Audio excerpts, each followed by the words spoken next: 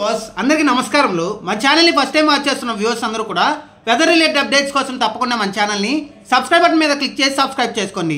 ఎందుకంటే మన ఛానల్ మీరు సబ్స్క్రైబ్ చేసుకుంటే మన ఛానల్లో వచ్చే వెదర్ అప్డేట్స్ కానీ ఇన్ఫర్మేషన్ కానీ మీకు త్వరగా వేగంగా వచ్చే అవకాశం ఉంది। నాపై మీరు కురిపిస్తున్న ప్రేమకు అభిమానానికి మన ఛానల్ పై మీరు చూపిస్తున్న ఆదరణకు నా హృదయపూర్వక కృతజ్ఞతలు। శ్రీశైలం వైపుగా కృష్ణమ్మ పరుగులు పెడుతుంది। ఆల్మట్టి నుండి నారాయణపూర్ వైపుగా, నారాయణపూర్ నుండి జూరాల వైపుగా, జూరాల నుండి శ్రీశైలం వైపుగా కృష్ణమ్మ పరుగులు పెట్టుకుంటూ ఉరకలెత్తుకుంటూ రైతులందరినీ కూడా పూర్తిగా కూడా ఆనందింప చేయడానికి శ్రీశైలం వైపుగా పరుగులు పెట్టుకుంటూ వస్తుంది। ఒక పక్కన సుంకేసుల నుంచి మరొక పక్కన జూరాల నుంచి భారీగా వరదైతే శ్రీశైలం డ్యామ్కి కొనసాగుతుంది। ప్రస్తుతం మనం చూసుకుంటే ఈరోజు దాదాపు 1,05,000 క్యూసెక్ల ఇన్ఫ్లో అయితే శ్రీశైలం ప్రాజెక్టుకి అయితే కొనసాగుతుంది। ఇక ప్రాజెక్టు పూర్తి స్థాయి నీటి మట్టం మనం చూసుకుంటే దాదాపుగా 885 అడుగులైతే ప్రస్తుతం అయితే నీటి మట్టం 867 అడుగులకు అయితే చేరుకోవడం జరిగింది। అంటే దాదాపుగా మనం చూసుకుంటే మరొక వారం రోజుల్లోనే శ్రీశైలంలో పూర్తి స్థాయి నీటి మట్టానికి చేరుకునే అవకాశాలు అయితే స్పష్టంగా అయితే ఇదే ఇన్ఫ్లో కనుక కొనసాగితే ఉంది। అలాగే మరొక పక్కన మనం చూసుకుంటే పూర్తి స్థాయి నీటి సామర్థ్యం మనం చూసుకుంటే నీటి నిల్వ దాదాపు 215 టీఎంసీలు అయితే ప్రస్తుతం మనం చూసుకుంటే దాదాపుగా 130 టీఎంసీల నీళ్ళకైతే చేరుకోవడం జరిగింది। అంటే ఇంకొక 40% కనుక నిండితే పూర్తి స్థాయి నీటి మట్టం కూడా చేరుకునే అవకాశం అయితే ఉంది। కాబట్టి 885 అడుగులకి మనకి ప్రస్తుతం అయితే శ్రీశైలం ప్రాజెక్టు దగ్గర 867 అడుగుల నీటి మట్టం అయితే కొనసాగుతుంది।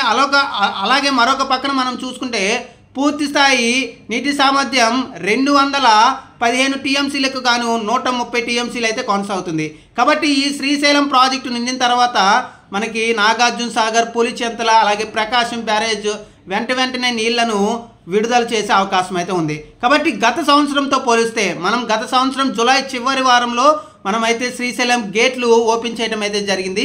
గత సంవత్సరంతో పోలిస్తే ముందుగానే శ్రీశైలం ప్రాజెక్టుకి వరద అయితే కొనసాగుతుంది। ఇక గత కొన్ని రోజులుగా మనం చెప్తూనే ఉన్నాం, మహారాష్ట్ర కానీ అలాగే ఇటు కర్ణాటకలో పడుతున్న భారీ వర్షాల వల్ల తుంగభద్రకి అలాగే ఆల్మట్టికి భారీ వరద చేరుకుంటుంది। దాని ప్రభావంతో రాయలసీమలో తక్కువగా వర్షాలు ఉన్నప్పటికీ కూడా మనకి జూన్ నెలలో పైన కురుస్తున్న ఎగువన కురుస్తున్న భారీ వర్షాల వల్ల సేమ రైతులను అయితే వరుణుడైతే కరుణిస్తున్నాడు। ఈ ప్రాజెక్టు కనుక ముఖ్యంగా శ్రీశైలం డ్యామ్ నిండితే రాయలసీమలోని అనేక ప్రాంతాలకు నీళ్లను హంద్రీనేవా కానీ ఇలాంటి ప్రాజెక్టులు ఇలాంటి కాలువల ద్వారా నీళ్లను విడుదల చేసే అవకాశం ఉంది। రాయలసీమలోని అనంతపురం కానీ అలాగే ఈవెన్ చిత్తూరు జిల్లాలోని పలు ప్రాంతాలు కానీ కర్నూలు జిల్లా కానీ అలాగే కడప జిల్లాలోని చాలా ప్రాంతాలకు ఈ శ్రీశైలం ప్రాజెక్టు ద్వారా నీళ్లను విడుదల చేసే అవకాశం ఉంది।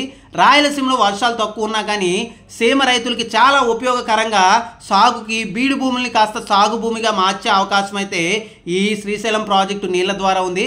అలాగే మరొక పక్కన మనకి కృష్ణమ్మ ఇటు ఉమ్మడి మహబూబ్నగర్ జిల్లా కానీ అలాగే నల్గొండ జిల్లా తెలంగాణ రాష్ట్రంలో ఉన్న రైతుల్ని కూడా బీడు భూముల్ని సాగు భూమిగా మారుస్తుంది। అలాగే ఇటు ఉమ్మడి ప్రకాశం, నెల్లూరు జిల్లా, కృష్ణా జిల్లా, గుంటూరు జిల్లాలోని పలు భాగాల్లోని ముఖ్యంగా పలు గ్రామాల్లోని చెరువులని కూడా నాగార్జున సాగర్ ద్వారా రానున్న రోజుల్లో నింపే అవకాశాలు అయితే ఉన్నాయి। కాబట్టి ఓవరాల్గా కృష్ణమ్మ ఉగ్ర రూపం వల్ల ఇటు ఉమ్మడి గుంటూరు, ప్రకాశం, నెల్లూరు, కర్నూలు, అనంతపురం, చిత్తూరు, కడప అలాగే మహబూబ్ నగర్ అలాగే నల్గొండ జిల్లా రైతులైతే ప్రస్తుతానికైతే చాలా ఊపిరి పీల్చుకోవాల్సిన అవసరం।